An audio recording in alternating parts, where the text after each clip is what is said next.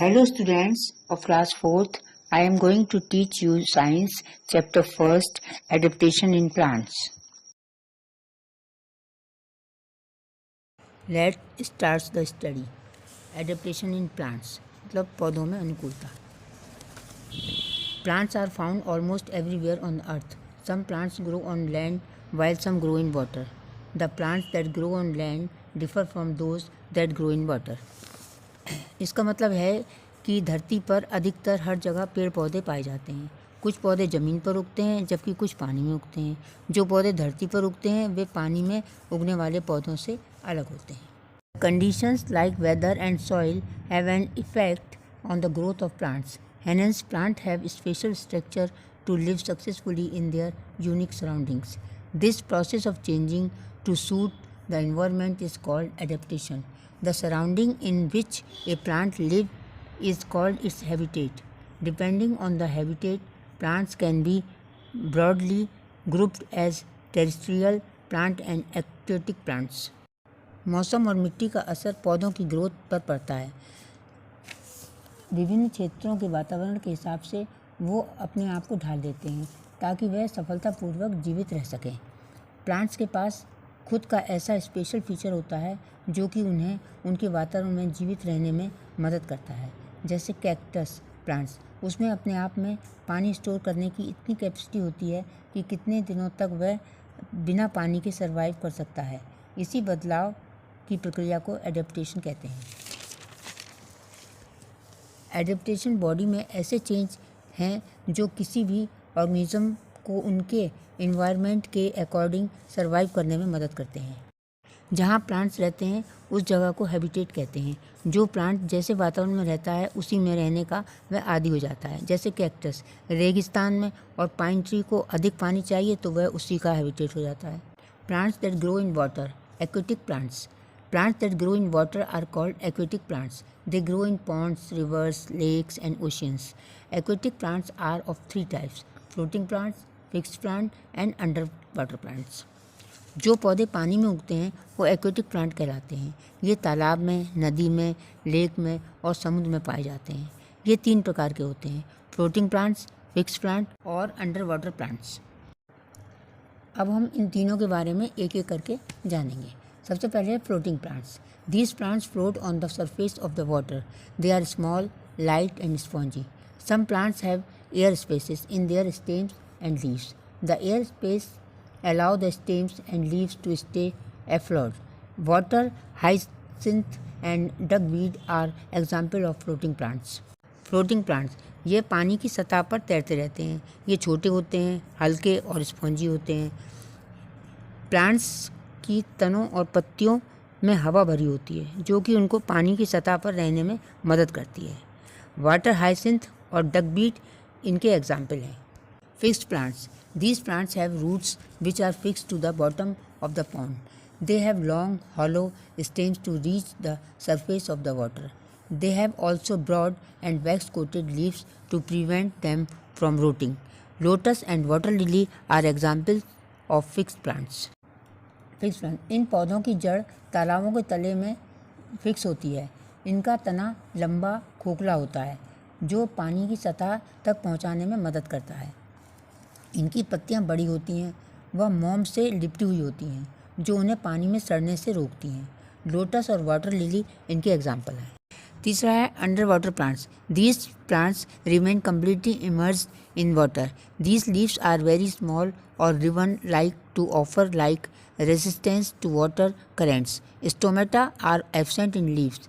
They are fixed to the soil with the help of their roots. Exchange of gas dissolved in water takes place through the general surface. Hydrilla and topaz are example of underwater plants. मतलब है ये plants करीब करीब पूरे पानी के अंदर ही होते हैं. इनके पत्ते बहुत छोटे व रिबन जैसे होते हैं जो कि पानी को रोकते हैं. पत्तों में स्टोमेटा नहीं होता है.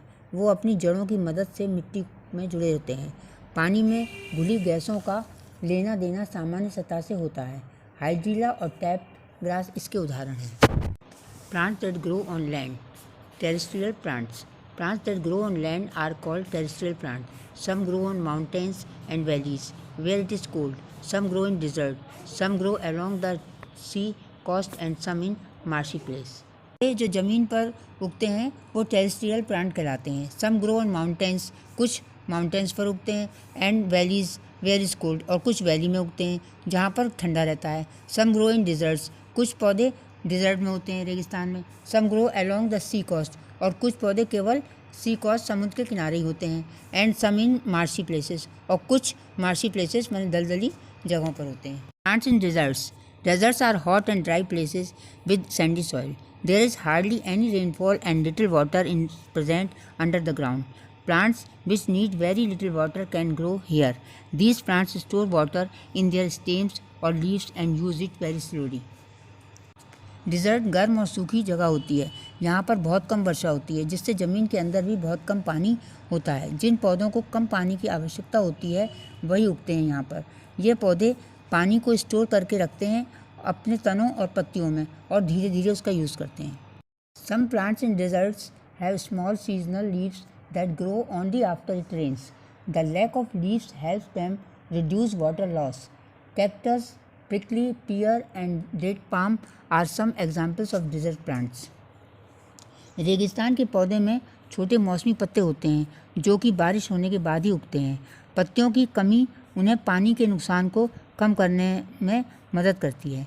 कैक्टस, कांटेदार नाशपाती और खजूर के पेड़ रेगिस्तान के पौधों के कुछ उदाहरण हैं. The temperature in the hilly areas varies from cold to extremely cold. During winters there is snowfall in some areas. Trees that grow in hills have adapted themselves to survive the cold conditions. पहाड़ियों और पहाड़ों पर पौधे. पहाड़ी क्षेत्रों में तापमान ठंड से लेकर अत्यधिक ठंड तक भिन्न होता है. सर्दियों के दौरान कुछ इलाकों में बर्फबारी हुई है. पहाड़ियों में उगने वाले पेड़ों ने ठंड की स्थिति से बचने के लिए खुद को ढाल लिया है. Pines, spruce, cedar and fir are some trees that grow in hilly areas. These trees are also known as conifers. These trees are generally tall and straight. Many of them have needle-like leaves. Instead of flowers, they bear structures called cones. Seeds develop in these cones. The conical shape of pine and fir trees help the snow to slip off their branches easily. Most conifers keep their leaves throughout the year and are thus called evergreen trees. Pines, spruce, cedar and fir कुछ ऐसे पेड़ हैं जो पहाड़ी इलाकों में उगते हैं. इन पेड़ों को कॉनिफर के रूप में भी जाना जाता है. ये पेड़ आमतौर पर ऊंचे और सीधे होते हैं. इनमें कई सुई जैसी पत्तियां होती हैं. फूलों के बजाय वे शंकु नामक संरचनाएं धारण करते हैं. इनका आकार कोन शेप का होता है जो बर्फ़ को फिसलने में मदद करता है. अपनी शाखाओं को आसानी से बंद कर दें. अधिकांश कॉनिफर पूरे वर्ष अपने पत्ते रखते हैं. इस प्रकार ये सदाबहार वृक्ष कहलाते हैं. Plants in marshy areas. In marshy areas the soil is sticky and clay. The plants growing in such soil are called mangrove plants और trees. The clay here does not allow the roots to breathe, so some breathing roots come out of the soil. Such roots are called breathing roots or respiratory roots. Example of such plants are black mangrove और red mangrove. Marshy areas पानी से भरे area की soil sticky और चिकनी होती है. वहाँ के प्लांट्स वहाँ की मिट्टी के हिसाब से अपने आप को ढाल लेते हैं. वह मैंग्रोव प्लांट्स होते हैं. वहाँ की मिट्टी उन पेड़ों की जड़ों को सांस लेने से रोकती है क्योंकि वहाँ की मिट्टी चिकनी व चिपचिपी होती है, जिसके कारण एयर पार्टिकल्स उसके अंदर नहीं जा पाते. तो पेड़ों ने अपनी कुछ स्पेशल रूट्स ग्रो कर रखी हैं ताकि वह सॉइल के ऊपर से सांस ले सकें. इन रूट्स को ब्रीथिंग रूट्स कहते हैं. कुछ पौधे इसके उदाहरण हैं जैसे black mangrove and red mangrove. Plants in plains. Plains have a moderate climate. It is neither too hot as in desert nor too cold as in the hills. There is sufficient rainfall. Trees in plains have lot of branches and leaves. Their stems are solid with many branches. These trees can bear heat and give shade in summers, but in winter they shed their leaves to protect themselves against the cold. Mango, banyan, peepal, shisham and neem are such trees. Plains की climate सामान्य होती है, न ज़्यादा गर्म like a dessert और ना ही ज़्यादा ठंडी लाइक हिल्स, पर वहाँ पर पर्याप्त वर्षा होती है। प्लेन्स के पेड़ों पर बहुत सारी डालियाँ होती हैं और बहुत सारी पत्तियाँ भी होती हैं। उनका तना बहुत ही ठोस होता है और उसमें बहुत सारी डालियाँ होती हैं। ये पेड़ गर्मी को सोखते हैं और हमें गर्मियों में छाया देते हैं, परंतु जाड़ों में ये पेड़ ठंडियों में अपनी पत्तियाँ झाड़कर अपने आप को सर्दी से बचाते हैं। आम, बरगद, पीपल, शीशम व नीम का पेड़ इसके उदाहरण हैं। Forests are thickly populated with different kind of plants. Many varieties of trees, shrubs and herbs are found there. There are evergreen, deciduous and coniferous trees in forests. जंगल पूरा अलग अलग तरह के पेड़ों से भरा है। वहाँ पर बहुत तरह के पेड़ होते हैं, जैसे झाड़ियों और जड़ी बूटी वाले पेड़ मिलते हैं तथा वहाँ पर सदाबहार पेड़ भी मिलते हैं। Grasslands are large areas of land covered with grasses and wildflowers. The roots of grasses and small plants make the soil rich. Grasslands do not receive much rainfall, so there are not many tall trees or bushes. All grasslands are home to variety of wild animals. Grassland ऐसी जगह है जो पूरी जगह घास से घिरी रहती है और उसमें जंगली फूल भी होते हैं। वहाँ की मिट्टी बहुत उपजाऊ होती है। यहाँ पर अधिक वर्षा नहीं होती है, इसलिए वहाँ पर लंबे पेड़ झाड़ियाँ नहीं होती हैं। सारा ग्रासलैंड अलग अलग प्रकार के जानवरों का घर है। Coastal regions. Plants growing in warm coastal region have to adapt to strong winds, sandy soil, bright sunlight, very high humidity, water vapor in the air and heavy rainfall. Coconut, rubber and pepper are some plants that grow in these regions. जो पेड़ समुद्र के किनारे होते हैं वह अपने को तेज हवा के वातावरण में ढाल लेते हैं। वहाँ की सॉइल रेतीली होती है, वहाँ की हवा में तेज उमस होती है और अधिक वर्षा होती है। यहाँ पर कोकोनट, रबर और पीपर के पेड़ अधिक उगते हैं। Insectivorous plants. Some plants grow in soil that is poor in minerals and they trap insects and consume them. Such plants are called insectivorous plants. Venus flytrap plants, sundew plants and pitcher plant are some examples of insectivorous plants. The leaves of pitcher plants are in the form of a hollow pitcher filled with nectar. The pitcher has a lid. The nectar attracts insects. When the leaf, the lid snaps shut, trapping the insects. The digestive juices present in the fluid consume the insects. कुछ पौधे मिट्टी में उगते हैं जो खनिजों में खराब होते हैं और वे कीटों को फंसाते हैं। ऐसे पौधों को कीटभक्षी पौधे कहा जाता है।